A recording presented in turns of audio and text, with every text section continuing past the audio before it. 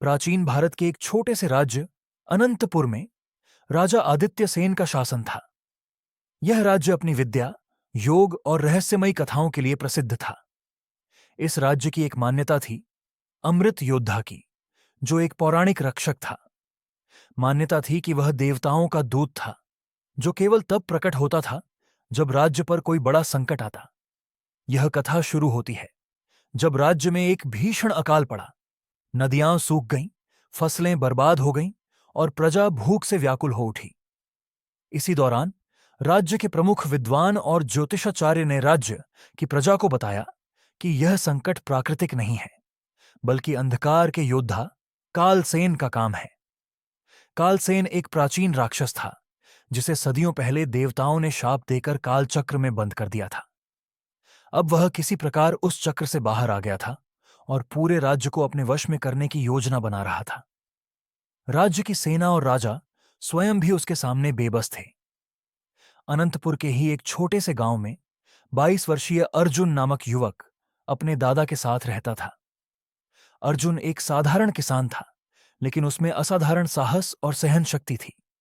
एक रात उसे एक अद्भुत स्वप्न आया। उसने देखा कि देवता इंद्र, वरुण और अग्नि उसके सामने खड़े हैं। इंद्र ने कहा, अर्जुन, तू साधारण नहीं है, तू अमृत योद्धा का उत्तराधिकारी है। तुझे यह शक्ति तेरे पूर्वजों से मिली है। अब समय आ गया है कि तू इस राज्य की रक्षा करे। सुबह होते ही अर्जुन ने इस स्वप्न को अपने दादा को सुनाया। उसके दादा, जो स्वयं एक विद्वान थे, अर्जुन को एक गुप्त मंदिर में ले जाकर बताया कि उनका परिवार सदियों से अमृत योद्धा का संरक्षक रहा है। मंदिर में एक विशेष अमृत कुंड था, जिसे पीकर अर्जुन को अपनी शक्ति प्राप्त करनी थी। मंदिर के भीतर अर्जुन ने उस अमृत का पान किया। तुरंत ही उसके शरीर में एक अलौकिक ऊर्जा का संचार हुआ। वह अब हवा में छलांग लगा सकता था, उसके हाथों में अग्नि प्रकट हो सकती थी और उसकी दृष्टि इतनी तीव्र हो गई कि वह अंधेरे में भी देख सकता था। लेकिन उसके दादा ने चेतावनी दी, यह शक्ति तुझे केवल न्याय के लिए उपयोग करनी है। यदि तू इसका दुरुपयोग करेगा तो यह तुझसे छिन जाएगी। उधर कालसेन ने अपने काले जादू से पूरे राज्य को डर के साए में डाल दिया था।